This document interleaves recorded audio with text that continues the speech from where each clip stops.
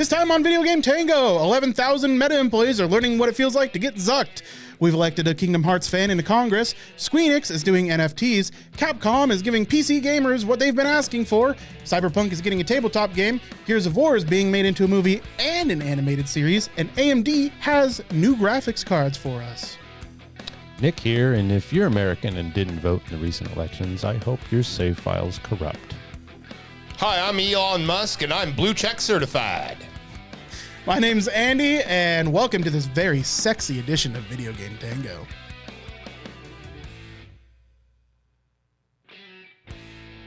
I don't know what was so sexy about it. Anyways, so, welcome back to Video Game Tango, where we do things like game news. Mm-hmm. Game news this week is kind of garbage. Mm-hmm. Well, I mean, there was one big thing happened. Yeah. So, Hey, guys, God of War Ragnarok is out, and places like IGN and Polygon and Kotaku really want you to know that it's out now, because I scrolled an entire page of IGN, and they have like 25 articles per page, and 17 of them were for God of War Ragnarok. I don't come on, just 40 tips to know before you play Ragnarok. Yeah, exactly. So don't miss that on this one quest. yeah. Not a whole lot going on other than God of War Ragnarok, but we did pick some stuff because none of us are playing Ragnarok. Yeah. As a follow-up to something that we've been talking about for a couple weeks now, Facebook, the parent company of Meta, confirms mass layoffs. Because of some recent financial losses, Facebook parent company Meta has confirmed that mass layoffs are coming in the near future. Meta confirmed in a statement today that it will be laying off more than 11,000 employees, and the company will be extending its hiring freeze through the first quarter of 2023. That is so many people. I mean, didn't they just invest $15 billion into Meta? Yeah, well, that's the thing, though, is $15 billion is a drop in the bucket when it comes to Facebook money. So, at the end of the day, if they just move some money around from something else they were doing. They can't move some money around to pay their employees. Not to pay 11,000 employees? No. Well, here's the thing. It's just not panning out the way they thought it would. The Metaverse as it is right now is kind of a fucking joke. Yeah, I mean, that's fair, I guess. They show it off to the public. Nobody quite understands what it is, and it looks like ass. Mm-hmm. So, I mean, first of all, they didn't do a good job of marketing it, which you would think the ad budget for that would be fucking insane. Secondly, with as many people as they have working on it, they can't make it even look like semi-decent. Mm-hmm. So there's many problems with it. Not only that, but I mean, this is after their stock started tanking. They made this kind of final decision to let go of this many employees. You put out a headset at $1,500. The tech is there. It's probably worth that $1,500 with all the tech that's in it, right? But that doesn't speak volumes to massive people, right? That's not something that most people are willing to spend that much money on. Yeah, especially right now. Yeah, right now as we're looking at possibly going into recession, if we aren't already in one, $1,500 is a big ask for a normal person to plop down for something that looks like a Wii game. Yeah. Yeah, I mean, they look worse than me's. Yeah. How does that happen? Well, did you guys see the thumbnail from last week? I do not know. Yeah, I'll show you later. Okay. Yeah. It's just not great. So yeah, on the tail of all that we've talked about, meta and Metaverse, really it's been the Meta Quest. The technology is neat. The implementation is poor. Even Mark Zuckerberg isn't immune to fucking failure. So hope they learn their lesson. Let's hope so. I mean, the technology just isn't ready yet. Right? If you have to charge $1,500 for something that you're asking everybody to have in their home at some point, you're already kind of failing, Yeah, especially people don't know what the fuck they use it for. Yeah, and you don't do a very good job of representing what it could be for. You don't show the future and possibilities. You're showing what you currently have. And it's not impressive. And until it is, nobody's going to be spending $1,500 on your headset. Yep. It's hopefully it doesn't tarnish the VR industry as a whole. I don't think it will. I think people are looking at this appropriately, and it's as Metaverse and not as VR. Honestly, I think a lot of people view VR as the next logical leap in gaming. I mean, not just in gaming, but in all kinds of stuff. Like VR and AR opens up the world of telecommunications, like telecommuting to work in a whole other different way, because suddenly you really could run that robot arm from just your living room. Yeah. So I mean, VR AR is it's a logical leap. I think we all agree that it's a logical leap. So, yeah. So I don't think Facebook or the Zuck taking an L on this is going to set it back. But what does suck is 11,000 people losing their job. Yeah. That's good Lord. That's more than a lot of towns in the U.S. There is potentially a little bit of sunrise on this horizon, right? First of all, they no longer have to work at Facebook. Sure. I mean, that's a joke. But so they did give them 16 weeks of base pay plus 2 additional weeks for every year of service they have, so they can find a new employer. Package was pretty good. Severance package is pretty good. Okay, that's not bad. That's not bad then. At least, Well, not only that, a soft landing, they could absolutely find other work, because there are people that are trying to do similar things. You have the likes of Microsoft that wants to get on some this. openings at Twitter. Google, well, yeah, probably. Maybe not for these guys and their specialties, but like everybody wants to get in on the quote unquote metaverse, and so hopefully they'll find work quickly, or take a nice vacation. It's probably really needed. I can only imagine what it's like to work with a fucking Zuck. Mm-hmm.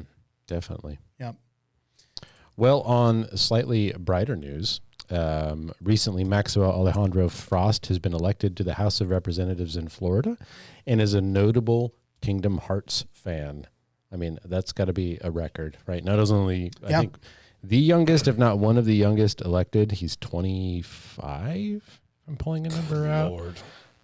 25. Quoted as saying that he'll always remember how awesome Kingdom Hearts is, and posted a link to Yoko Shimomura's Dearly Beloved from the Kingdom Hearts 2 soundtrack.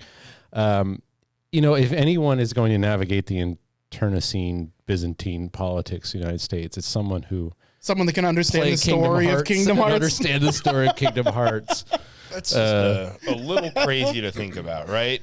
25, an elected official. I mean, it's awesome that he's a game fan. At least we'll have one politician not trying to lynch video games and, the first Gen Z candidate, it looks like.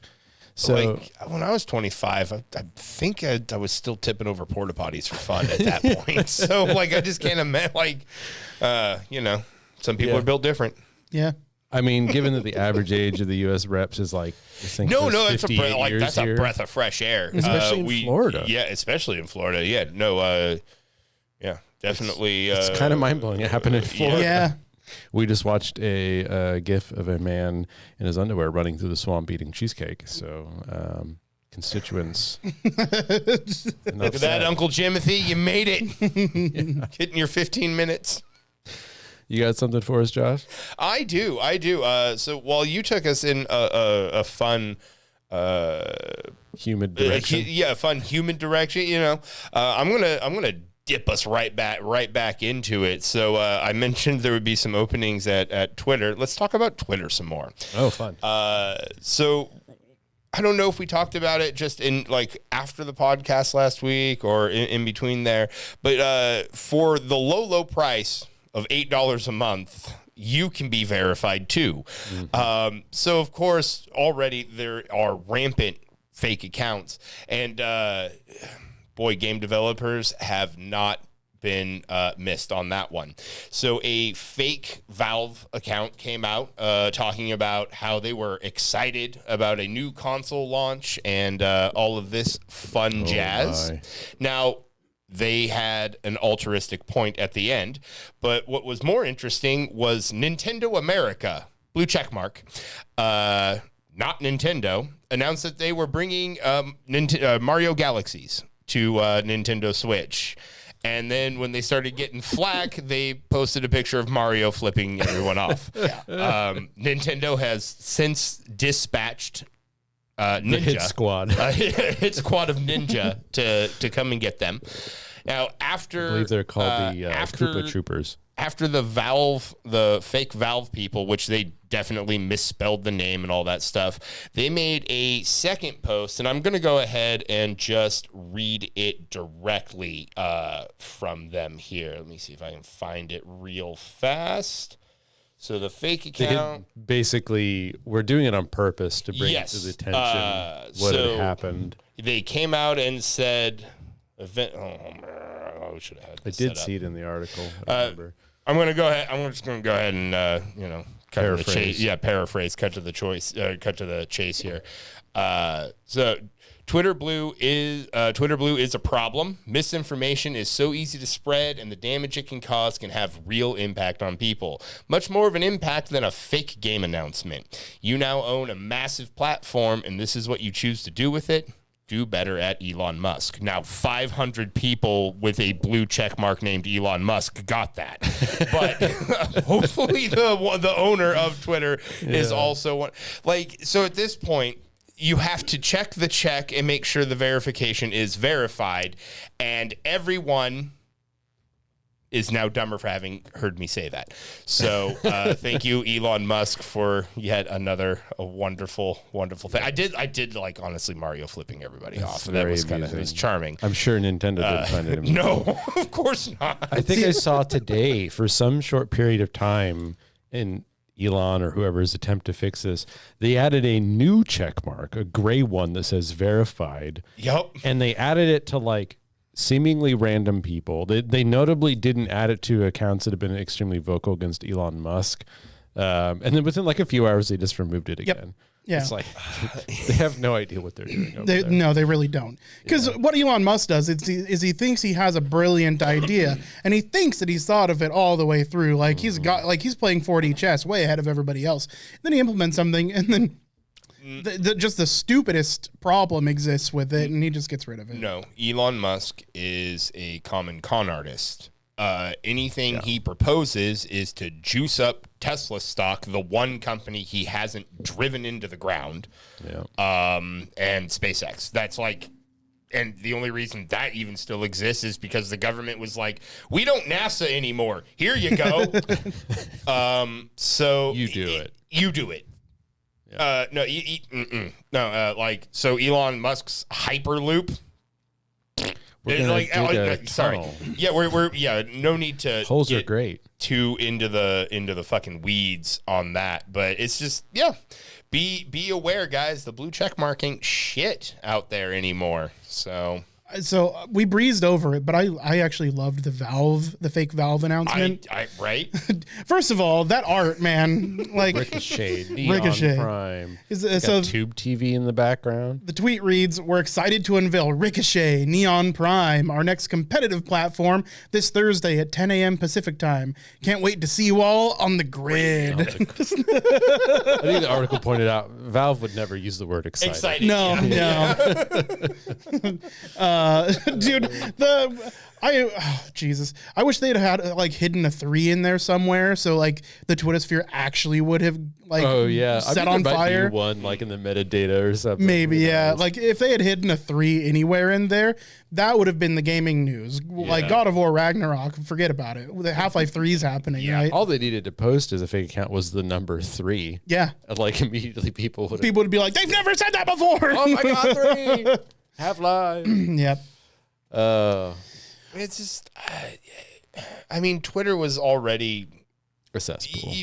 Yes, Twitter was already what it was, but it's really hard to imagine taking that and somehow making it worse. It's crazy. All I had to do was say, instead of changing the mark we already have, pay $8 a month and we'll boost your posts. Mm-hmm. People would have still griped. Thing is, they already have that. Awful. Yeah. Oh, they just wanted to do it again. Yeah, you can boost your post. You can choose the dollar amount that you want and tells you how many you're going to reach. So yeah, you can already boost your posts. That's something that's existed for years now. That was one of their first money making schemes, even before they started doing advertising on Twitter. So it's old. You could have bought Twitter and been okay, the checks come to me now. Yep. and then walked away. Yeah. And he'd be making more money and it'd be better than it is because he's like, wow, free speech, Well- no, dude, Yeah. either he is going to crack down and make some of the rules that Twitter needs to have for it to function, for advertisers to be there, or it's going to go the same way of Getter or Rumble or whatever the fuck Donald Trump's is called, or whatever the other fucking right-wing cesspit is that's out there. Like, nobody wants that.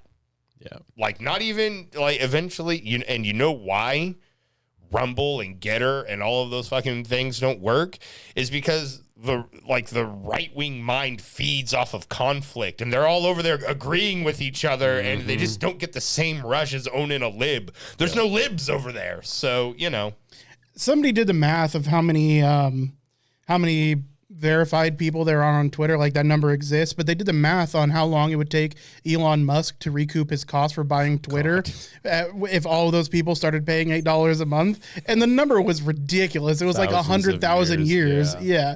So whatever money making scheme he's doing, it's fucking silly. For like, not only does Twitter Blue already exist, you could already pay for a check mark. You were not a verified account, but your post would be boosted. That already existed. But this implementation is poor. Like, you're not going to make your money back. Yeah. That's probably never going to happen with Twitter. And then this leads to, we cracked a joke about Mario flipping off people, and we that truly awesome fake Valve post, right? But the danger in this is actually real because there's plenty of people get their news from Twitter for some reason. And all it takes is a blue check mark next to someone pretending to be a political figure or a news outlet, or and it could honestly do some real damage. Listen, the post says, disinformation. They definitely can, threat, but honestly, I don't think there's any bigger threat to Twitter than Elon Musk already. Yeah, no, that's true. So yeah, so no, I'm just worried about the threat Twitter then poses to, regular people who are going to be thrown in the path of the next fucking nut job that reads some bullshit on Twitter and rolls out into the streets with his AR-15. We just got to hope that people all hear about this and learn that blue check marks don't mean anything anymore. Yep. Yeah. So in other news, I don't know how to segue. Yeah, no segue for that. Yeah, video games. Hey, Square Enix, Sega, and Konami had their quarterly earnings calls, and I know that's a bit of a snooze fest, but something that they all announced was that they were seeing some pretty dramatic losses, or they just weren't meeting expectations as far as revenue was concerned. Sonic isn't getting it done anymore, huh? No, it's not. No we already knew that Square Enix was having some problems.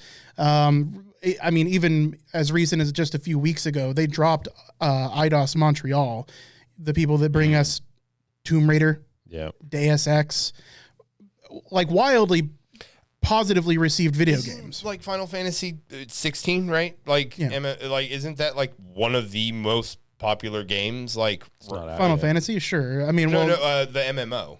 14. 14? Yeah. 14 is really popular. It's a good money maker. We're talking Sony money. Yeah. It's not enough. Okay. Well, no, we're talking Square Enix. Oh, we're talking Squeenix. We're talking Squeenix. Yes. Final Fantasy. Like the is MMO, Sony. they got to be making a sweet little penny off that. Sure, it's their bread and butter, but the thing is, they've grown too big too quick, and that's something that they've admitted. And they've literally dropped almost all of their Western studios and franchises. At this point, they're like reconsolidating. We're seeing layoffs and stuff like that. We'll get back to Square Enix in a second. Sega reported similar issues with their earnings. We'll get back to them in a second. Konami is also pivoting away from its traditions of trying to create new franchises and going back to the older tradition of trying to reboot franchises, as we're seeing with things like the new Silent Hill games. We have a remake coming up of the original Silent Hill. Then we have a new Silent Hill game entirely. And then we have a new Silent Hill movie also announced at the same time. Doubling and tripling down. Sega's fix for their issue is they will be making a super game. It's a mysterious project promised by the end of March 2026. It'll play you. It wants to create a game so revolutionary that it attracts far more active users than any of the group's games to date. It's going to be like the Knuckles cartridge on the old Genesis that flipped open and then you put Sonic 2 in there. Make a game. No. They project lifetime sales at $683 million for their Make a Game. I love how they just pull a number out of their ass. This game is coming out in 4 years. So that does seem like a random number. He said it in yen. That's 100 billion yen. So he thinks it's going to be worth 100 billion yen. I just that's so many buzzwords. Mega game. Well, and you want to hear Square Enix's fix to this issue? NFTs. So, it is NFTs. So Square Enix has said that they are going to be doubling down, pushing hard into blockchain gaming. In a presentation to investors on Monday, it promoted its newly announced interactive NFT art project, Symbiogenesis, which, if we can go back to last week, it didn't make it to the podcast, but I was going to talk about this. We happened to run a little bit long. The speculation on Square Enix's new patent, codenamed Symbiogenesis, was expected to be a remake, remaster, or a sequel to Parasite Eve from the PlayStation 1. Yeah, it's right there. Yeah, and well, that Symbiogenesis is a word that they use in Parasite Eve. So that's, even more so. Then. Right. So that was expected of them. So we were expecting to see some kind of Parasite Eve news in the near future. And last week, the game news industry was just lit with stories about like the potential Parasite Eve remake or remaster or sequel. But instead, Symbiogenesis is let's see here. It is an interactive NFT art project and new investments in a blockchain payment platform, a blockchain medieval strategy game, and a collectible NFT trading card game. Yay. So take that, gamers. So, this is are they cutting? Are NFTs more popular, like say in the Asian market? No. So I'll tell you what NFT means. NFT is a way to please stockholders that don't know what the fuck NFTs are. Okay. So president of Square Enix, Yasuke Matsuda, is throwing that word around a lot and has been for the last year or two. It's because NFTs were the hottest buzzword of 2020 and 2021, and they haven't stopped riding that fucking So now that could that be a smoke screen then? It's just like he's just saying things to the NFTs, but or I mean I guess they're announcing things. No, that's during an investor's call. They're going to follow through with it. Yeah, that's okay. That's fair enough. But if NFTs aren't popular there and they're already cutting like ties with their Western, it's because they're looking for investors. They're looking for investment. Yeah. That's what they expect, is to get more investment from their investors, and then they'll make it up as they go. I mean, let's be real here. I mean, I guess that's fair, but wouldn't you get more investors by making a game that people wanted to play? No, Josh. Dude, if that were true, then we'd be getting good fucking video games. Instead, we're getting DLC fests. Yeah, at this point, I don't think they're trying to make profit off the games themselves. They're trying to make profit by getting people excited at the idea, so they invest money in the idea, and that's free money for Square Enix. And then they can just put out whatever they want because they've already gotten their money. Here's the deal. AAA games are really, really, really expensive to make. Yeah. Hundreds of millions of dollars. For reasons. And monetizing them at $60 or $70 per game is not enough of a margin, especially if you have a game that underperforms. It happens all the time.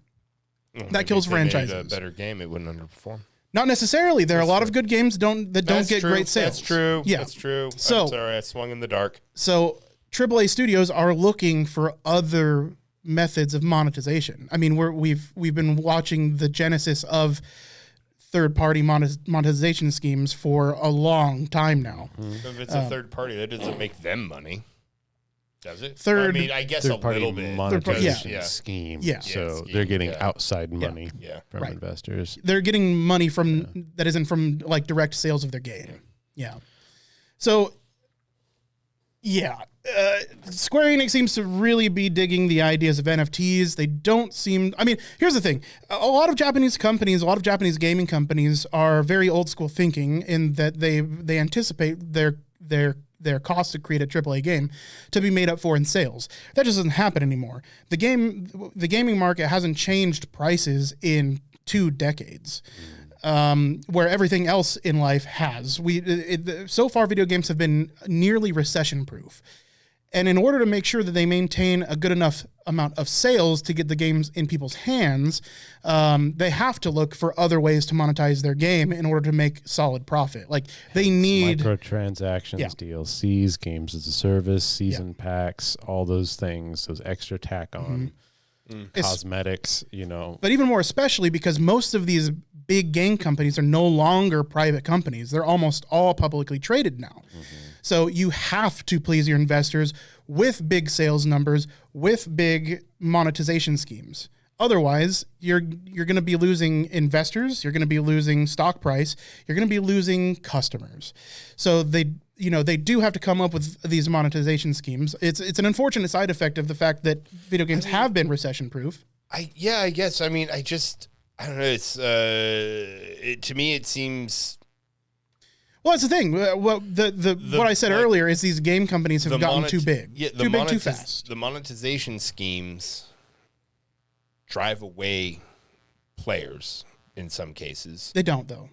I mean, a very small segment of the audience. But here's the thing: for as few people as they drive, let's look at the monetization schemes for Modern Warfare. They sell a $100+ season pass. And while you may look at that and you reject the idea of spending another $100 on top of something that you've already spent $70 for, a lot of people don't. So say you leave. You're a small segment of the population. The fact is that one person spends $100 on the season pass, they have more than made up for your game sale. And that's just facts. Most people aren't going to spend that kind of money, but the ones that are, they are going to make up for and then some the people that aren't willing to play the game because of their monetization schemes. So you have to look at it like that. It's a very successful business model, and that's why everybody's getting into it. So they're fucking moneyballing this. Yeah. They're fucking moneyballing They're companies. us. Listen, dude, video games haven't been a passion project for any of these major companies for a long, long time now. You think about it, the average huge AAA game costs between $50 and $100 million to make, all said and done. Motherfuckers. At $60 a copy, that's 1.7 million copies to break even. I mean, and I that's guess a lot of copies. They're not That's a lot making of Donkey copies. Kong. It's not like they're making Donkey Kong. Yeah, that Country was a whole anymore, different so- era. Yeah. It's not like you can squeeze these games out in a month with 6 dudes, right? Which is why I just hope that the AAA gaming segment of businesses keep pushing more and more towards weird social non-gamer stuff and eventually leave the game market to the people that actually like making good games. Yeah, man. Well, we do have kind of a weird hero in all of this. So we're talking about Japanese game companies. Capcom was suffering the same issues for about the same amount of time. But the company said in October of 2021 that it wanted to make PC its primary platform in the future, a strategy that included having 50% of its sales on PC by 2022 or 2023. When asked about the ratio of PC sales to total unit sales at the end of the quarter, the company replied approximately 50%, with primarily catalog titles sales growing. Catalog titles being previously released games that are continuing to sell. Catalog unit sales reached just under 11 million in the first half of Capcom 2020 fiscal year, accounting for 79.3% of the company's total sales.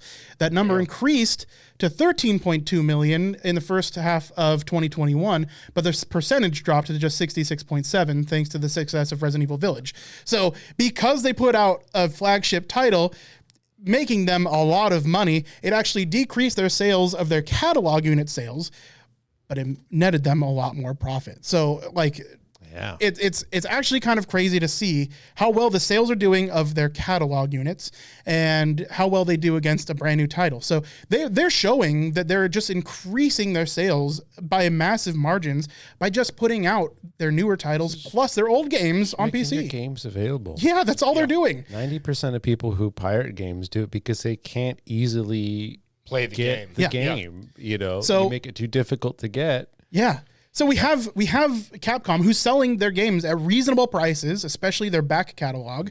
You can buy the entire Mega Man X series for $20, which I think is a little bit steep, personally speaking. That's 5 games for $20. It's not too bad, but considering their age, it's a little rough. That said, it goes on sale almost every month for like $9. Yeah. And at $9, $2 a game. Boy, Yeah. that's $9, that's a steal. Right. No, and honestly, that makes a lot of sense, and especially people like Konami, Capcom, they have a lot of titles, especially if they dig back into that catalog a little bit. There's some good stuff. dude. And what's the cost? You sell a digital copy of an old Mega Man Right. game for $8. It's like storage and hosting of the. Well, you do have to pay people to port them, so they once they do that's have to be done, ported, right? Then everything else is profit. Right. You know. Like, listen, They Konami. probably- 11 million Honestly, more they than probably paid for don't that. port it. They just bake into the application like ZSNES. Or Yeah, probably. something. Yeah, they just emulate it. Yeah. So, Konami, listen, all you need to do is get Metal Gear Solid on the fucking PC. Oh my gosh. Watch it fix your sales. You just made me realize that it's not on PC. It's not on PC. It's never been ported from anything but like Metal Gear money. Solid 4 only on the PS3. That's it. Yeah. That's it. Do you not like money? Right. Now, let's juxtapose that to Go for an NFT. Square Enix announced that they're only doing PlayStation exclusivity for Final Fantasy 16 for 6 months. Listen, dude, That makes sense to me. We were talking about earlier because you were considering that they're worried about PlayStation 5 sales, right? No, Is that the case? Why it doesn't behoove Square Enix to keep their game on one console. but why for that make it long? exclusive at all? Well, because they wanted some extra money from PlayStation and they tweaked them out of it. Like, it's like, we'll give you 6 months, but it's going to cost you a little more. I guess at the end of the day, if they get paid a certain amount for making it exclusive, they have to balance what they think they're going to make on PC. I'm sure And they given do, that but- they have so few PC titles, they Yeah. might not know what to expect. I don't. That's the thing, though, is they do have PC titles. Like, take Final Fantasy VII Remake. It sold better on Epic Store than it sold on the PlayStation 5. Oh, wow. So So that's like, kind of let's- mind-boggling. So they know that they can make these sales. They just do this exclusivity bullshit out of some kind of tradition. Yeah, it seems You know, like it. it's inexplicable. There might be some reason behind it, but you can see that there's money left on the table. Yeah, and it's clearly working for Capcom. Yeah, 100%. I just had a brain thought. Would it be great maybe if PlayStation made their own launcher?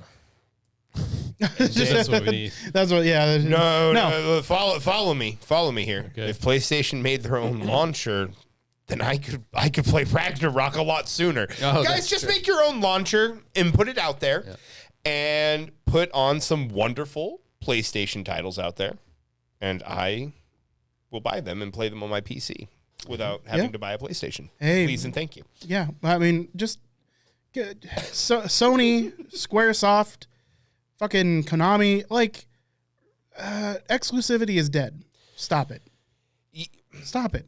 Get some help. Yeah. I mean, let more people play your games, please. Get some help. Get some help. Hey, let's talk about something else. Okay, Nick, you yes. got news. I got news. Talking about Facebook and Meta and company reports, that all sounds a little cyberpunky to me, right? Aha. Yeah, look, there's that tie-in to our newest ad spot. No, I'm joking. Our Talsorian Games, developer of Cyberpunk Red, the tabletop game. The eddies are rolling in. Yes, is it Chummers? Choom. I get my cyberpunk genres mixed up.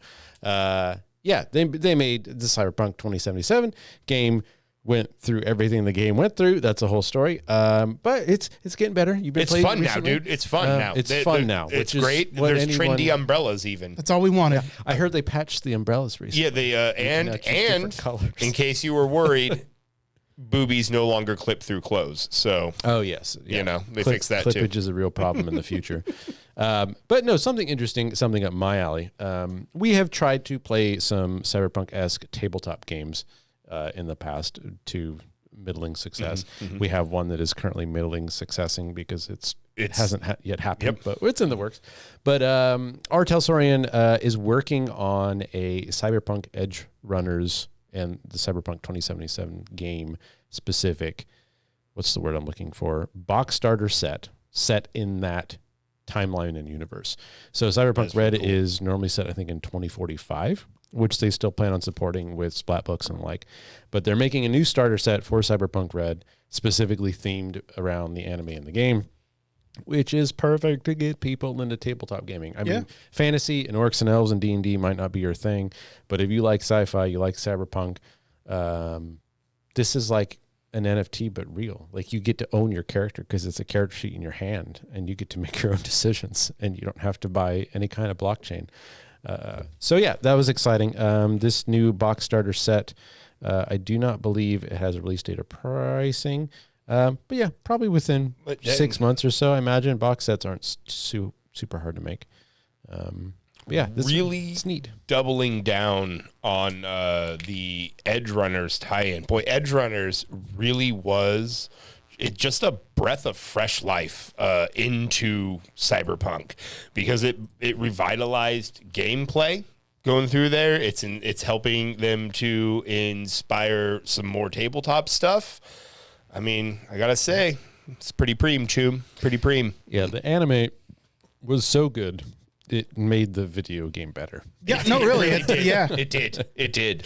They found a solution to their problem. Well, speaking of animated... Building on that. Speaking of animated shit coming from a video game... Oh, yeah, he's got the perfect time. Yeah, I was going to say, I want to build on that. Today, announced... Well, actually, 2 days ago, I'm gonna come at you honest here. I'm gonna keep it 100. 2 days ago, Gears of War is coming to Netflix. So now it is getting a movie and an adult animated series. So I mean, we were just singing the praises of the last video game connected adult animated series that came out on Netflix. Their animated stuff rarely misses. I'm talking about Arcane, right? We're talking Edge Runners. Castlevania. Castlevania. Oh, Castlevania, right? So their animated stuff rarely misses. So I'm really excited about the animated stuff. However, the movie... I have a little trepidation on that because the movie, like the idea of a Gears of War movie has honestly been bounced around since the bright and early days of 2010.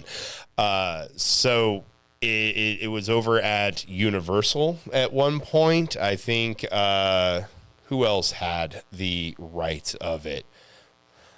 Legend? I don't know. In any case, bounced around, but it's bounced around a few times. Exactly, the movie rights have been bouncing around on this thing, and they have finally settled at Netflix. Now there has not been a lot announced on this. There's no showrunner. There's no showrunners. There's no writers or anything like that being announced. At one point, though, guys. One of our favorite Guardians in the galaxy, Dave Bautista, was slated to play one Marcus Phoenix. Yeah, he turned down a he did. He turned down a role in the Fast and the Furious movie, one that I suspect went to John Cena. Nah, that's just my humble opinion. But I really like the idea of Dave Bautista as Marcus Phoenix. He'd be perfect. I mean, right? That is pretty good. I don't know. It could be good. Like the writing. I don't know. Here's what the do you thing. guys think? What do you think? Here's the thing. I don't think Dave Bautista is that great of an actor. I think I think Marcus Phoenix requires that. You're right. I don't think so. Yes. Here's the thing. Shakespeare in the Park, man. Here's the thing. I saw him do Army of the Dead already. And he was one of the issues with Army of the Dead. Already, what that is. so it's a classic zombie movie. Okay, it came out last year. I think it was like an Amazon exclusive. Anyways, standard zombie movie fare.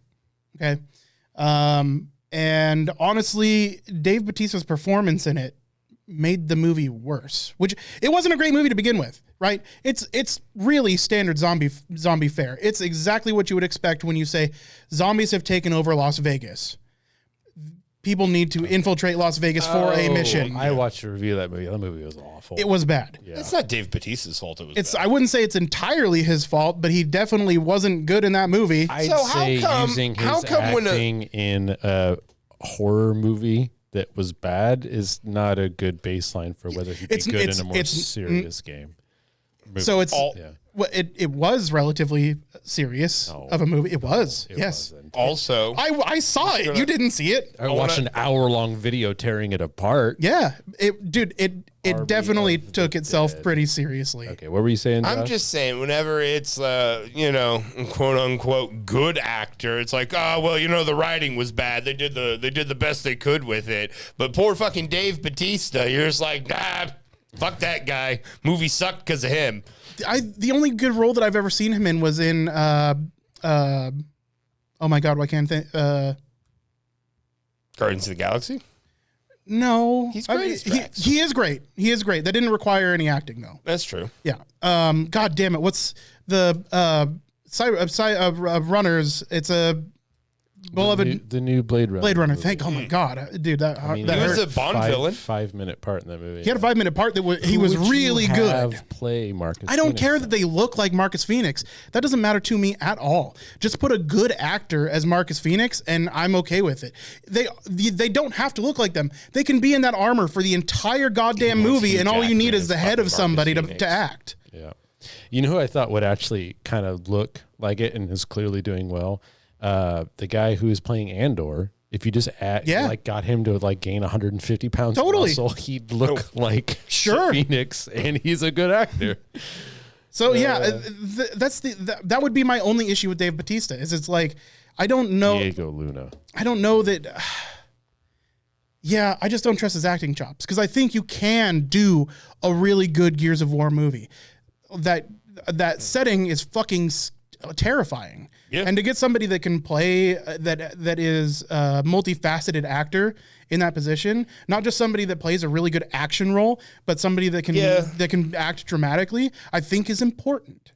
That's true. I don't necessarily want an Expendables like an Underground Expendables. Yeah. That's true. Because Gears of War was more than that. That might have been the best part of Gears of War, but it was more than that. I unfortunately think Gears of War is in the perfect place to be completely poorly done as a live action movie. Me too. It's just like Halo. Halo has so much room for good storytelling and good story for the things that aren't, most people think Halo, you're killing aliens, fine, ships, throwing tanks, whatnot. But Halo has it's the deep same lore. It's the same with Gears of War. It's like, you're fighting locusts and fucking bunch of burly men. Yeah. But there's a lot of it's maybe not the best done, but you can see the meat of it there. That there's a lot of and that's the thing. Really good content. And if they could expand that universe, I'm saying right now, I'll put my money down. It's going to be shit. I think it probably will be too. The animation might be really good. Again, we talked about the animated Netflix stuff's been good, but I'm just going to bet, given the history of live action video game stuff, and we just had Halo, which is so similar to Gears of War. I just feel like it would benefit more from a series, honestly. Yeah, I do too.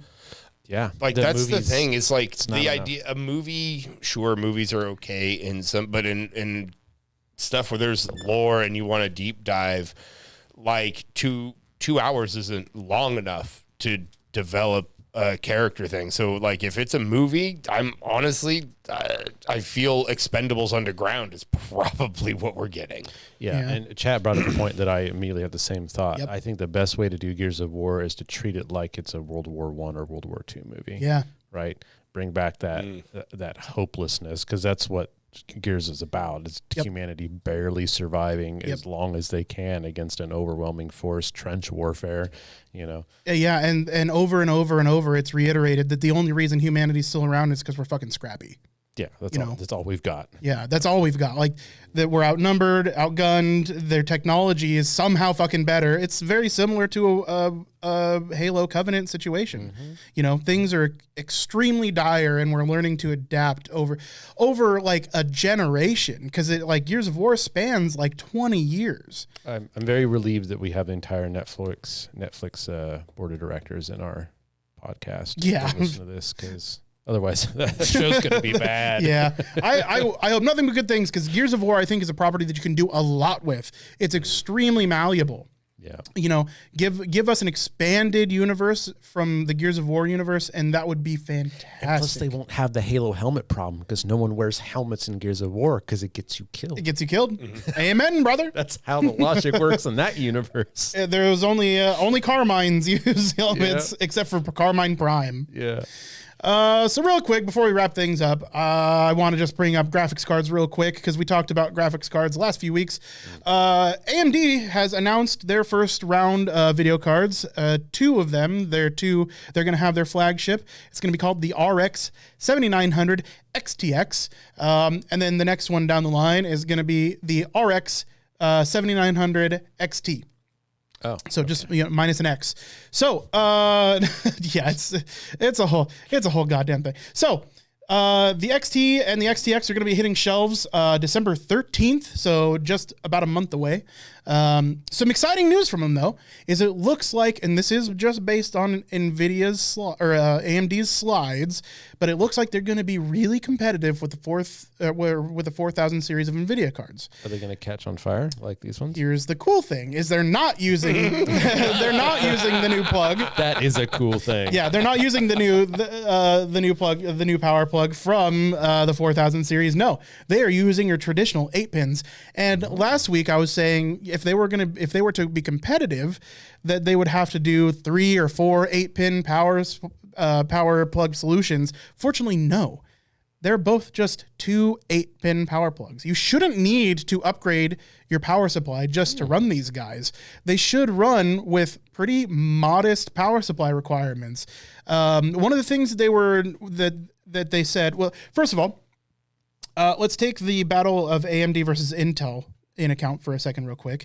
The reason AMD's exploded onto the scene with new processors is because they came out with a technology called chiplets, where instead of using one big die, one single chip, they split it up into many chips. The little chiplets? This is going to be their first iteration of using that same kind of technology in graphics cards. Okay. So what they're talking about is a massive performance improvement over previous iterations of NVIDIA cards, with much less power draw for the chiplets. So instead of powering like one massive die, these are just better performing. So require a lot less power to get the same kind of oomph from them. It's also expected that they're going to be pretty overclockable.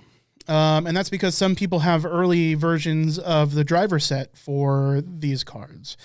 Not only that, but it comes with DisplayPort 2.1, which is going to be able to, and they actually had demonstrations of it, be able to allow 8K gaming. 8K? Dude, here's the thing. So DisplayPort 2.1 does a couple things. It allows 8K gaming at up to 165 hertz refresh rates, or 4K gaming at 480 hertz refresh rates. It's too many hertz. It's a lot of hertz. It's too many. That fast. Yeah. Listen, we can only see 60 frames per second. So, so they're forward-looking in the DisplayPort 2.1 department, and they were also shown playing Assassin's Creed Valhalla at 8K at 96 FPS. That kind of speaks a lot to the power of these cards. Now, it's expected that the flagship 7900 XTX is going to trade blows with the 4080 and not necessarily the 4090 from NVIDIA. But the price point is looking like it's probably going to be the sweet spot. Okay. I never thought I'd say that an affordable graphics card is $1,000, but that's where we're at now, being that NVIDIA's flagship launched at $1,600, which is almost $400 less than their previous flagship. But AMD is launching their cards at $999 and $899 respectively. And these cards should be competent at the very least. I'd hope so for $1,000. Yeah. It's looking like NVIDIA might be the clear choice, at least for gamers, in the near future. Especially if you aren't huge on... Extra money. Well, especially if you aren't huge on ray tracing. Beyond that, they also promise that they're going to have AV1 encoding. So if you are a Twitch streamer, Twitch is working on AV1 encoding, meaning that Team Red might also be the right choice for game streamers as well. We'll see. Yeah, it's interesting stuff. We're finally getting competition from NVIDIA. Or from AMD to NVIDIA. Exciting. Yeah, you know what I mean. Competition is good. It is. That's what we need in the space. They disrupted the market with processors, made them more affordable, more performant, and the processor arena has never looked better than it does now. Yeah. It's relatively affordable to buy a really good processor. You don't need top of the line anymore. An Intel Core i5, a Ryzen 5 is totally adequate for almost every application unless you're into massive content creation at 4K and higher resolutions. Combine that with the ability of modern graphics cards to do a native encoding. It's never been a better time to be a PC gamer, man. If you have money. If you have money. Isn't that always the case? If you have money. Well, hey guys, I think that just about wraps it up. Does anybody else have anything they'd like to talk about before we go? You don't need money to listen to us. That's true. You also don't need money to send us feedback. But if you want to spend money, you can go to videogametango.com/store. You can head on over to twitch.tv/videogametango and maybe you can subscribe, throw us $5. Buy one of our VGT strap-ons like the one I'm wearing right now. I mean, technically I'm wearing it, but whatever.